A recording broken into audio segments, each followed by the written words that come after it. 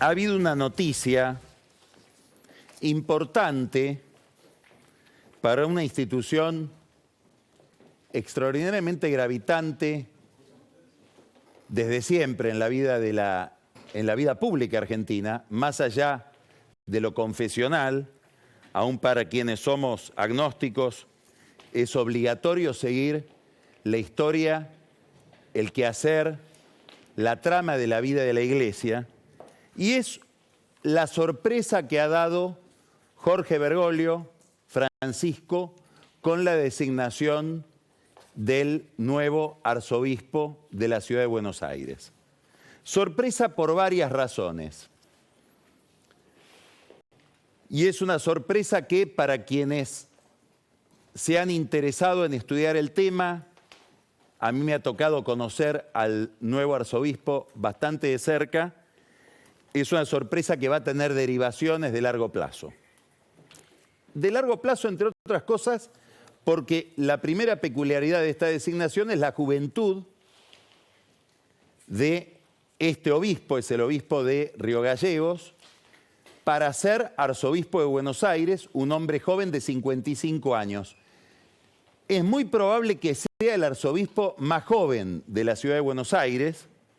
Por su condición de arzobispo, es seguro que va a ser cardenal.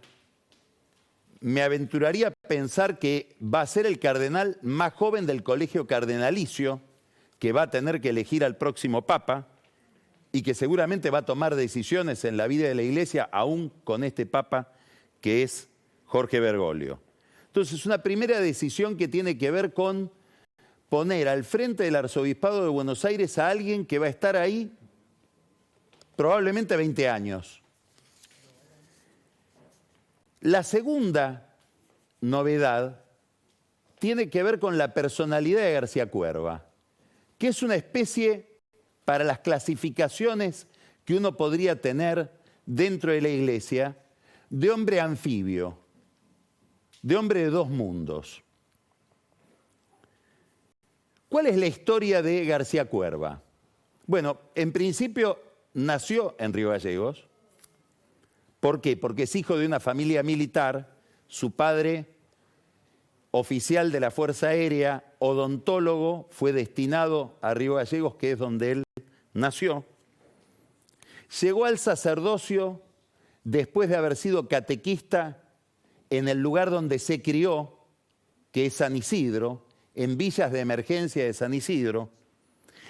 Pasó toda su vida, prácticamente toda su vida, en villas de emergencia, en San Isidro, en Tigre, hasta que el Papa lo designa obispo auxiliar de Lomas de Zamora y después obispo de Río Gallegos.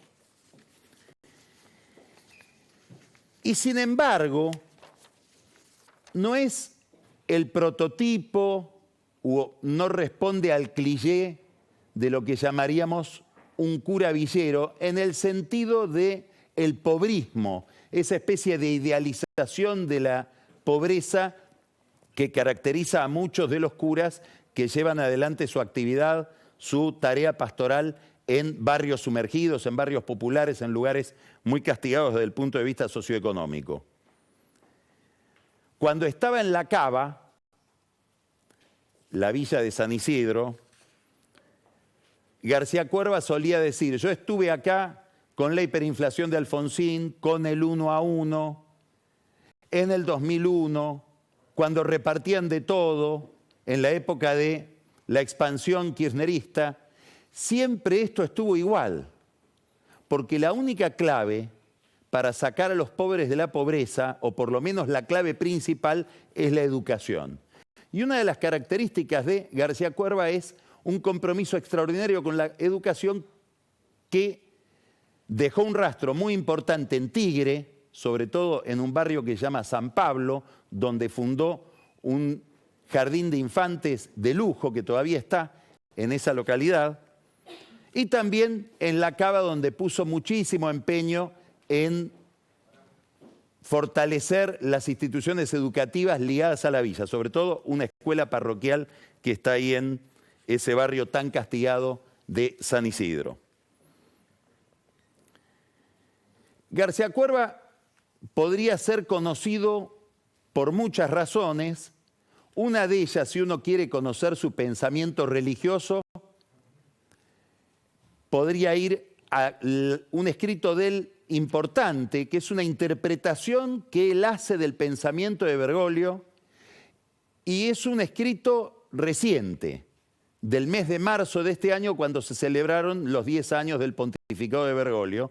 Es una carta pastoral que él escribe en Río Gallegos, tomando textos que para él son fundamentales del Papa y sacando conclusiones respecto de la vida práctica de la Iglesia y de su diócesis a partir de esos textos. Son páginas muy originales que revelan que, además de un cura dedicado a la pastoral en las villas, García Cuerva, y acá está la otra dimensión de este anfibio que decía al comienzo, es un intelectual. Ha tenido buena relación con toda la dirigencia política.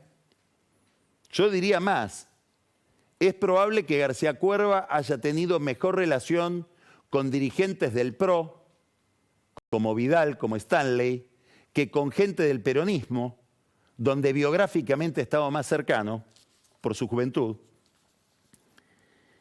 Y si uno va a la provincia de Santa Cruz, donde hace poco fue mediador infructuosamente en un conflicto entre docentes y la gobernadora, probablemente la persona más cercana a García Cuerva de la dirigencia política de Santa Cruz sea la diputada radical Roxana Reyes, que es una furibunda antikirchnerista que ocupa un lugar impugnado por el kirchnerismo en el Consejo de la Magistratura.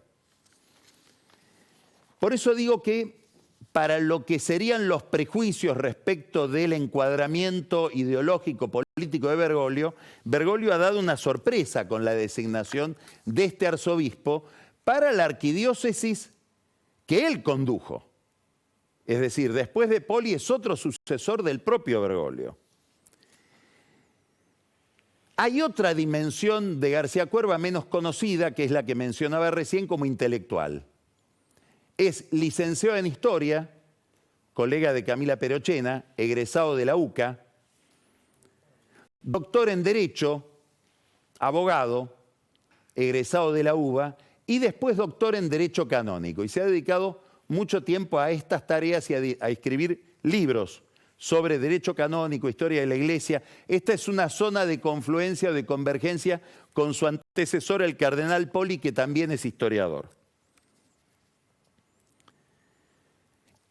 En este horizonte intelectual de García Cuerva es interesante el discurso, la homilía que él pronuncia este 25 de mayo en el Te Deum de Río Gallegos, donde hace una historia constitucional del origen del gobierno de Mayo y hace una defensa muy republicana de la división de poderes. Quien quiera entender, que entienda. Experto en educación, experto en sistemas carcelarios y dedicado a la lucha contra la drogodependencia. Estas son las tres tareas en las que él se ha destacado.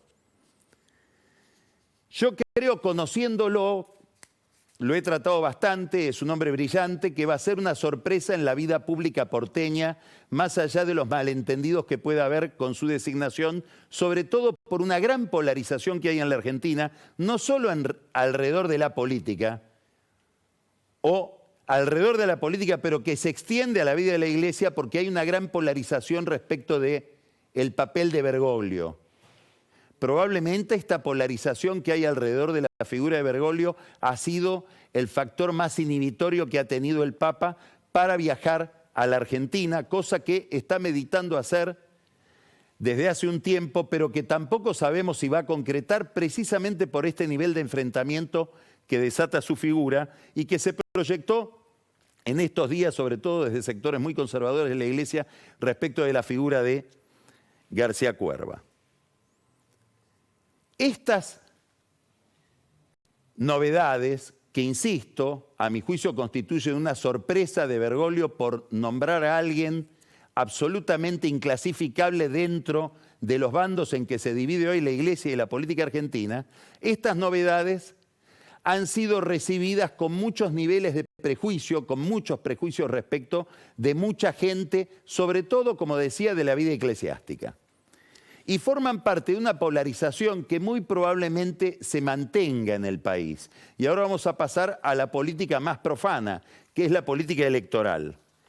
La confrontación de la que en alguna medida ha sido víctima Bergoglio con esta designación, va a ser o va a seguir siendo el signo principal, sobre todo en los próximos meses, como estrategia política, y sobre todo como estrategia política por parte de Cristina Kirchner. Cristina Kirchner todavía no tiene candidato, no sabe cuál es el candidato, pero sabe que tiene que lograr algún tipo de confrontación con Javier Milei y opacar en el medio o en el otro extremo a Juntos por el Cambio. Este es un eje central de lo que va a ser la estrategia electoral de la vicepresidenta en los próximos meses, de aquí hasta las PASO. Una de las claves de esa estrategia es que para ella no debe haber primarias. Y eso tiene que ver, sobre todo, con una polémica que se va a hacer cada vez más clara a medida que se avance en el proceso electoral hacia las primarias, que es la de la presentación de los resultados esa noche. Según se presenten los resultados, va a quedar una impresión distinta de qué pasó en la vida política y cómo quedó parada cada fuerza y cada candidato para la primera vuelta electoral después de las primarias. Vamos a graficar esto que estoy diciendo, que es importante para entender cómo está mirando la ingeniería electoral, la forma de disponer las piezas en el tablero, Cristina Kirchner. Vamos a mirar distintas formas de presentar los datos, los mismos datos, pero que generan un efecto visual distinto y político distinto. Miremos estas posibilidades. Presentación 1. La noche de las primarias, estos resultados son arbitrarios o son más o menos verosímiles.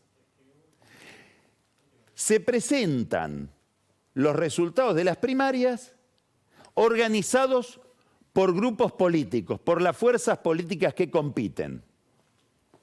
Entonces, esa noche nosotros podemos enterarnos de que el primer grupo, Juntos por el Cambio, arbitrariamente le estamos asignando el primer lugar y arbitrariamente le estamos diciendo que saca 31%. 31% de Larreta y Bullrich sumados, gane Larreta o gane Bullrich. El segundo grupo, según las encuestas de hoy, después eso lo podemos discutir si las encuestas, no porque sean falsas, que lo pueden ser, no porque haya mucha incertidumbre respecto de lo que pasa hoy en las encuestas, que puede suceder. Después vamos a hablar con Roberto Starke, que de esto sabe más que nadie, sobre qué está pasando hoy con la opinión pública, la forma de encuestarla, etc. Pero estoy hablando de otra duda, es si la encuesta se traslada automáticamente al voto.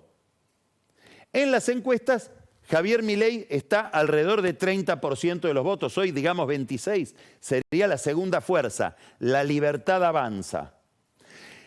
Y en este escenario, en esta forma de presentar los datos, con arreglo a cada grupo político que compite, y no a los candidatos, insisto, sino a las coaliciones que se presentan o a las fuerzas políticas que compiten, el Frente de Todos podría quedar tercero. Supongamos que este fuera un resultado, esto tiene muchísimas consecuencias. Una de esas consecuencias tiene que ver con qué estabilidad puede tener después de la elección un gobierno que en agosto ya está tercero y tiene que llegar a diciembre.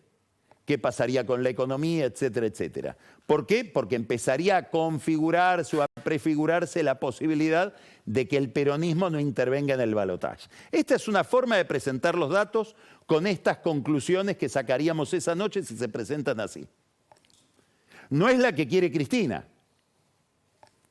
Esta es otra forma de presentar los mismos datos por candidato, no por fuerza política.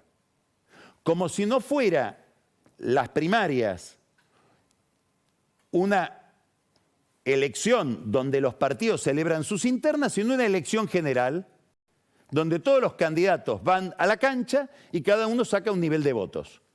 Aquí estaría Milei como primer candidato. Esta presentación le sirve mucho a Milei. Él podría decir, fui el más votado como candidato individual.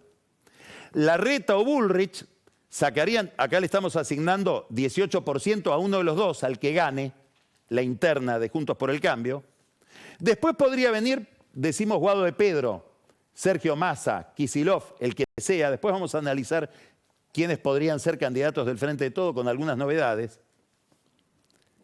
Después vendría como cuarto el que perdió la interna de Juntos por el Cambio, sea Larreta o sea Bullrich. Y finalmente el que perdió la interna del Frente de Todos, si es que hay una interna del Frente de Todos. En este caso, el más probable, digamos, desafiante del kirchnerismo sería Daniel Scioli. Quiere decir que en este escenario, el candidato kirchnerista saldría tercero. No es un escenario, no estamos hablando de un escenario electoral. Esto no cambia por el resultado de la elección, cambia por la presentación de los datos. Con los mismos datos, distintas presentaciones. Tercera presentación. No hay interna en el Frente de Todos, hay un solo candidato. Cristina impide la interna. De alguna manera, vamos a decirlo así, lo baja a Scioli. Después vamos a analizar qué posibilidades hay de que esto ocurra. Milei sería el primero, esto es lo que quiere Cristina. Y con los mismos números, Guado de Pedro sería el segundo. Larreta o Bullrich sería el tercer candidato, Larreta o Bullrich, según quien gane o quien pierda, sería el cuarto. Y Cristina podría decir, acá vamos a una confrontación, a una polarización entre Milei y el candidato mío, que nosotros ponemos a De Pedro por una convención arbitraria. Esto es lo que está buscando Cristina, para lo cual necesita que se presente la elección como una elección de candidatos y que el Frente de Todos tenga un solo candidato. E ir después a una polarización entre Milei y ella, y su partido, y su candidato, que es lo que ya empezó a hacer, no en el último discurso de la Plaza de Mayo, sino en el anterior de La Plata, cuando empezó ya a confrontar con Milei y, si uno quiere, a ningunear a Juntos por el Cambio. Quiere decir que la Argentina, para esta escena, entraría en otro tipo de polarización, donde Cristina Kirchner buscaría radicalizarse y buscaría también elegir al candidato más radicalizado de la oposición, que es Milei.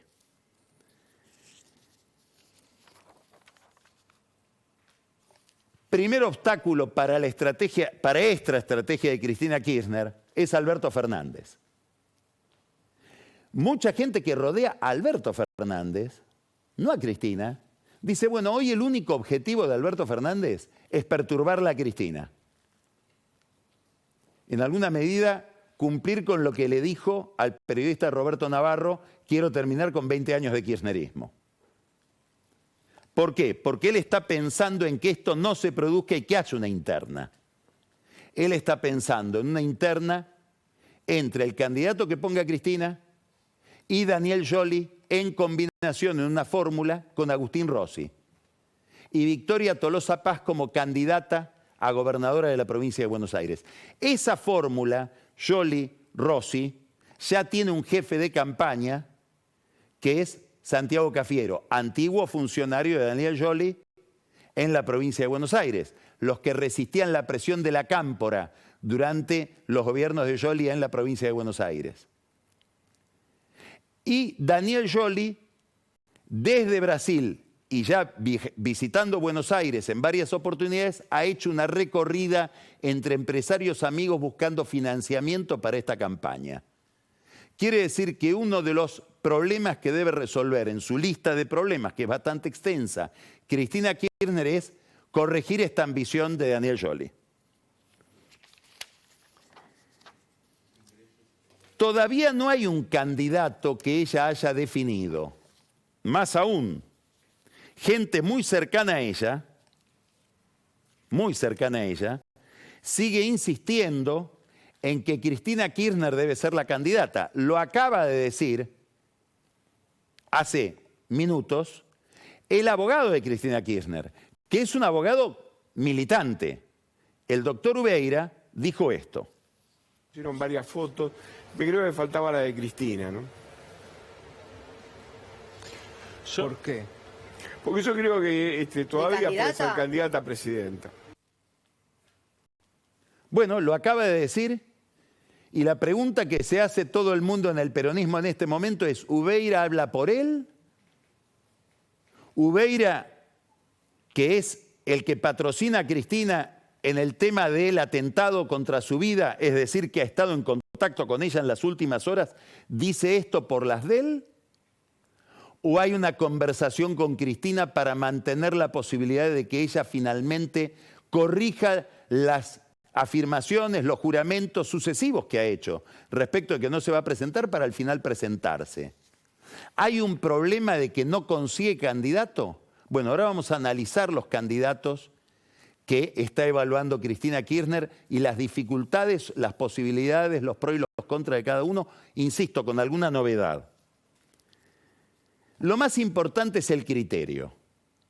¿Con qué criterio está pensando la escena la vicepresidenta? Y ese criterio es que esto puede ir a una catástrofe para el peronismo, que inclusive habría que disimularla organizando una presentación de los datos que disimule esa catástrofe, que es lo que explicamos recién, y que por lo tanto, frente a un escenario de derrota, lo que debe hacer el kirchnerismo es replegarse sobre la provincia de Buenos Aires, como se replegaron y se están replegando tantos gobernadores sobre sus provincias, adelantando las elecciones. No estoy diciendo que piensan adelantar las elecciones, digo que está pensando la vicepresidenta la elección nacional en términos bonaerenses. Por lo tanto, lo primero que hay que encontrar es un candidato a presidente que le garantice que ese candidato a presidente es el más apreciado por los bonaerenses. Un candidato a presidente que gane como candidato a presidente no la nación, sino la provincia de Buenos Aires. Y que con ese triunfo arrastre al resto de la lista. Ahí es donde aparece la disputa entre Guado de Pedro, Massa, y no una disputa, porque él quiere seguir como gobernador, pero la inclusión en esta película de Axel Kicillof. De Pedro ya pegó carteles por todos lados con su nombre y el de Cristina. Según las encuestas que maneja el gobierno, tiene 8% de intención de voto. Y cuando uno pregunta, no por Guado de Pedro, sino por Guado de Pedro, el candidato de Cristina, sube de 8 a 16%. Es decir, todavía no tiene el volumen necesario para garantizar una elección donde el Frente de Todos entre al balotaje y no quede tercero. Es cierto que todo esto lo estamos planteando en términos totalmente conjeturales. Si un día de Pedro termina siendo el candidato de la vicepresidenta y del peronismo para la elección, su personalidad, su imagen, su aspecto, su consistencia va a cambiar, va a mejorar. Él, mientras tanto, se prepara para ser el candidato de Cristina Kirchner y acaba de decir algo este fin de semana en una entrevista que le hacen, muy interesante. Le dicen, bueno, pero finalmente todo lo mal que anda el país se debe a 16 años de kirchnerismo. Y él contesta, yo me hago cargo de 12 años de kirchnerismo, los de Néstor y Cristina. Es curiosísimo que el ministro del Interior del gobierno de Fernández no asuma como propios los 4 años de Fernández. Eso es, según lo que hemos visto, la declaración de Guado de Pedro. Con de Pedro compite Sergio Massa. Sergio Massa tiene un problema. Es este que vamos a mostrar ahora en este cuadro de Fernando Marul, que es el economista al que recurrimos tan frecuentemente para mirar la economía en imágenes. Este es un cuadro que publica Marul la semana pasada y es un cuadro curioso porque en el momento en que Cristina Kirchner estaba hablando de Macri, el endeudamiento de Macri, Macri tuitea este cuadro diciendo, ¿y ahora? Porque ¿qué quiere decir este cuadro? Quiere decir que desde que asumió Fernández en 2019, según los números de Marul, entraron al país 110.000 millones de dólares. ¿Cuánto hubo que pagarle al fondo? 825 millones de dólares. Y hoy las reservas son negativas, las reservas netas del Banco Central en 13.500 millones de dólares. Entonces la pregunta que se hace Marul es, si resto 825, los resto a 110.000, todo el resto, más hasta llegar a negativo 13.500, ¿a dónde fue? El argumento central del kirchnerismo, le dieron la plata del fondo al gobierno de Macri para que se la lleven sus amigos. ¿Y esta plata quién se la llevó? ¿Los amigos de Fernández? ¿Los amigos de Cristina? Este es un cuadro que no tiene explicación dentro del discurso oficial. Y es el gran problema de Massa, este. Massa le tiene que garantizar al frente de todos que consigue las reservas no para salir exitoso, para llegar a las PASO. Por eso el viaje a China, por eso las negociaciones con el fondo.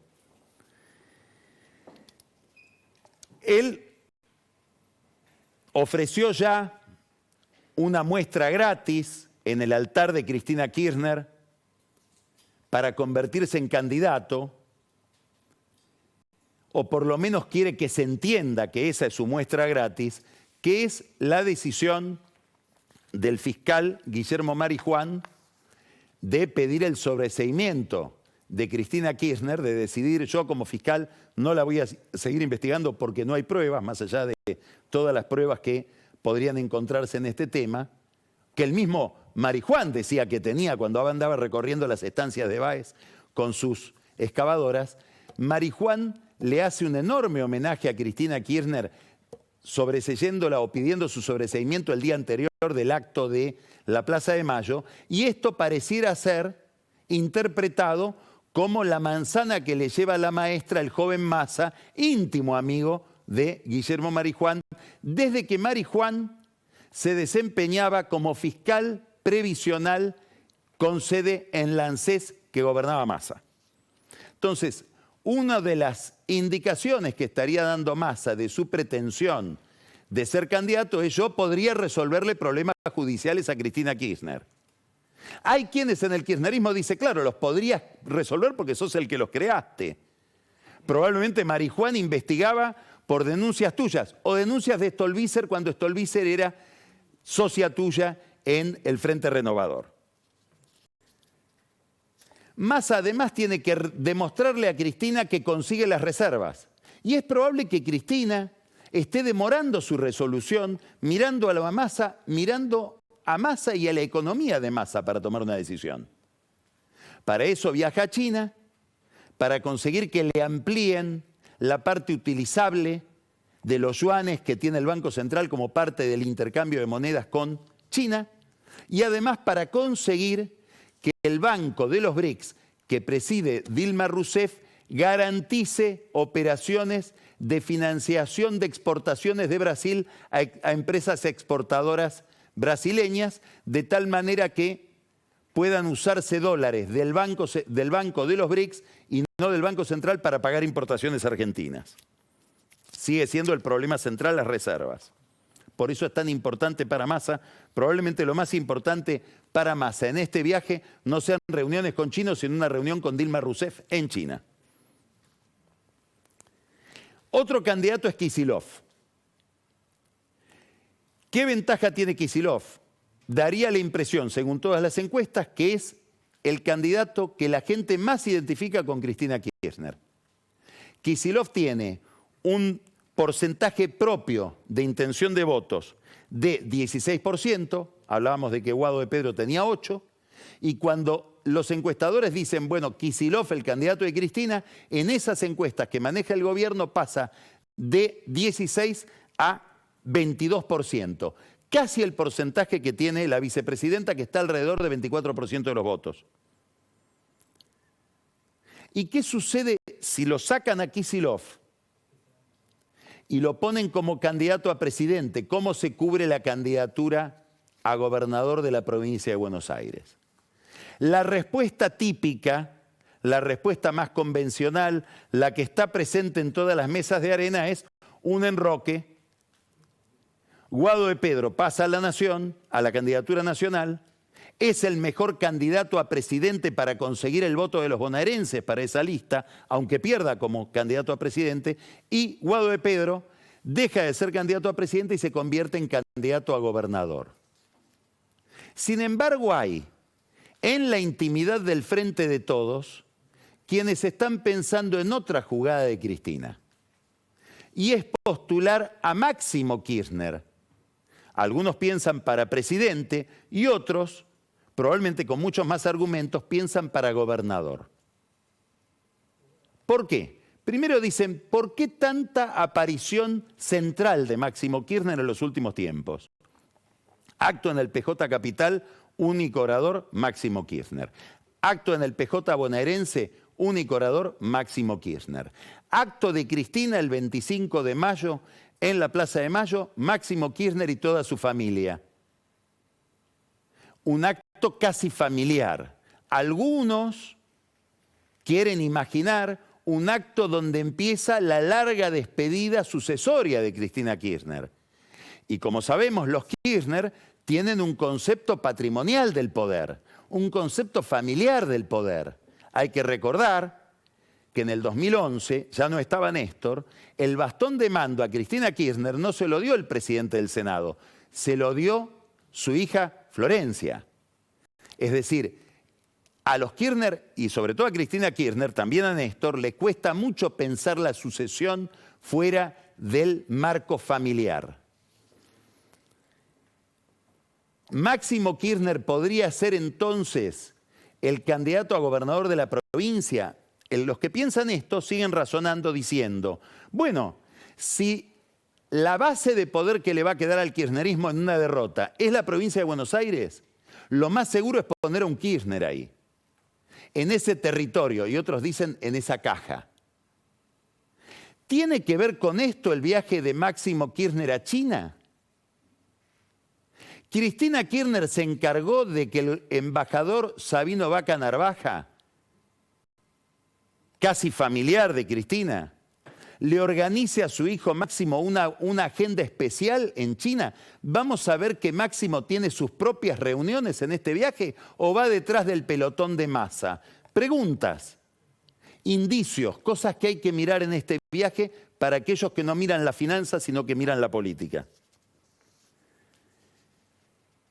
Massa obviamente quiere aprovechar este viaje con Máximo Kirchner para hacerle una especie de encerrona que tal vez se la hizo ya en el avión y tratar de venderle los fuegos artificiales de su candidatura. Un dato importante, si Massa es candidato, no sabemos a qué, pero si Massa es candidato a presidente, Scioli no se baja. Es decir, hay un eje de enfrentamiento personal que determina este problema de si va a haber interna o no el Frente de Todos. Bueno, si el candidato a presidente es Massa, Scioli no hay quien lo baje, ni siquiera Cristina. Importante pensar todo esto porque estamos hablando de con qué escenario político se va a encontrar el próximo gobierno, sobre todo si no es un gobierno peronista. No es lo mismo gobernar desde el no peronismo el país con la provincia de Buenos Aires en manos del peronismo, de la Rúa Rucauf más Duhalde y los intendentes del conurbano, que gobernarla con un candidato propio, Macri Vidal, con un gobernador del propio partido. Y hoy se conoce, está en el portal de La Nación desde hace unas horas, una novedad importante para esta discusión, que es que Javier Milei no renuncia a tener un candidato, para él el más competitivo en la provincia de Buenos Aires, que es Guillermo Britos, un hombre de su partido, excomisario, intendente de Chivilcoy. Como todo lo que tiene Milei alrededor de algún lugar vino. Es difícil encontrar gente nacida en un repollo en la política. Entonces, en algún momento fue casta. Brito fue casta cuando militaba con Sergio Massa y sobre todo con Joaquín de la Torre en el Frente Renovador de la provincia de Buenos Aires. Lo mismo pasa con Marra, el candidato a jefe de gobierno de la ciudad de Buenos Aires, que también viene del masismo. Esto es lo que hace que Milei esté ajustando su discurso respecto de la casta y empiece a decir, no, casta no es la política, casta son los políticos que están en contra de la gente. Si Massa no es candidato a presidente, ¿a dónde lo ponen? Bueno, acá está el problema hoy del Frente de Todos, que es el problema de cualquier fuerza política que se asoma al abismo de la derrota. No hay un jarrón chino, Cristina. Siguiendo la frase del expresidente de España, Felipe González, que decía, los expresidentes somos jarrones chinos. Todo el mundo nos valora, pero nadie sabe dónde ponernos. Cristina Fernández de Kirchner, probablemente jarrón chino. Alberto Fernández, ni que hablar. Hoy no saben dónde ponerlo. Lula le ofreció ser secretario general de la UNASUR, si se reflota la UNASUR. Massa, ¿cómo se lo consolaría si no va como candidato a presidente? Muchos dicen candidato a senador por la provincia de Buenos Aires. Guado de Pedro, ¿dónde iría si el candidato a presidente es Kicillof y el candidato a gobernador es Máximo Kirchner? Él acaba de decir, yo en algún lugar voy a estar. Scioli, ¿es cierto que Máximo Kirchner ya le ofreció ser primer candidato a diputado bonaerense? Es un gran bazar de jarrones chinos hoy el kirchnerismo, el peronismo, el Frente de Todos. Con malas noticias. Ha habido en Europa, en un país clave de Europa, para nosotros, para toda América Latina, una especie de banco de pruebas, de laboratorio donde sucede todo lo que después pasa en países como el nuestro, la transición democrática, la aparición de fuerzas extremas, la fragmentación política, España. En España ayer hubo un tsunami, se derrumbó el Partido Socialista y hubo una gran victoria del Partido Popular. El partido de Aznar, el partido de Rajoy, hoy el partido de Alberto Núñez Feijóo. Vamos a ver qué nos decía a nosotros acá en Odisea Núñez Feijóo, que hoy parece ser el próximo presidente de España, cuando estuvo en el programa hace pocos meses. Nuestra charla con Núñez Feijóo. Cualquiera que siga la política española con cierta atención ve que es muy razonable, muy previsible que te toque ser presidente del gobierno español en la próxima legislatura. Vamos a ver, ayer fue domingo. Si ayer se hubiesen celebrado elecciones en España, estoy convencido que el Partido Popular ganaría las elecciones. Sí. Pero como decías, hasta noviembre del próximo año, todo parece indicar que no va a haber elecciones generales, ¿no? Es verdad que en mayo del próximo año hay elecciones en todos los municipios españoles y en la mitad de las comunidades autónomas. Va a ser un buen indicador que ocurra en esas elecciones. Está diciendo Núñez Feijóo, en este momento gano, tengo que esperar a noviembre del año que viene, pero hay que ver cómo pasamos las elecciones de mayo, son las que se celebraron ayer. Y tuvo un éxito rotundo. ¿Cómo se mide ese éxito? El PP, el Partido Popular, había estado en las últimas elecciones 1.200.000 votos abajo del Partido Socialista, del PSOE. Ayer estuvo 800.000 votos arriba. Ganó en lugares estratégicos para el PSOE. No solamente lugares donde era obvio que iba a ganar el PP, y ganó por más de lo que se piensa. Centralmente con Isabel Díaz Ayuso, Madrid, donde sacó mayoría absoluta. No, ganó Valencia, que era el fiel de la balanza. Todos los que seguían la elección española decían lo que pase en Valencia va a ser el gran indicador de lo que viene. Y ganó en todas las ciudades importantes de Andalucía. Andalucía ha sido históricamente lo que La Matanza es para el peronismo, Andalucía es para el Partido Socialista. Ganó en todas las grandes ciudades, incluida Sevilla, que es el riñón del socialismo español. Con una Ventaja adicional, hubo un derrumbe de ciudadanos que son votantes, ex votantes del PP, que probablemente en una elección general van a volver a votar al PP.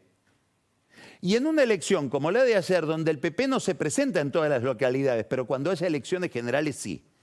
Y Núñez Feijóo dice, bueno, a esas elecciones generales vamos a ir en noviembre. No, porque hoy, en una decisión que muchos consideran equivocada, atormentado por la fenomenal derrota de ayer, Pedro Sánchez, el presidente del gobierno, derrotado ayer, líder del Partido Socialista, convocó elecciones para ahora, para el 23 de julio. Esas elecciones lo van a encontrar a él presidiendo el Consejo de Europa. Y días antes de las elecciones, como presidente del Consejo de Europa, va a recibir a los líderes de América Latina para una reunión de la Unión Europea con la CELAC. Y ahí va a estar Maduro, ahí va a estar seguramente Alberto Fernández, ahí va a estar centralmente Petro, ahí va a estar sobre todo Lula, ayudándolo a Sánchez a decir hay que frenar a la derecha en España. Habrá que ver si con esa transfusión de sangre le alcanza. Pero la elección de ayer en España, vista con los ojos kirchneristas, vista con los ojos de la política argentina y latinoamericana, es una elección local. Por eso, los principales diarios de la Argentina decidieron ayer titular sus primeras planas hoy como noticia principal lo que pasaba en un país que nos es tan afín, misteriosamente conectado con nosotros como es España.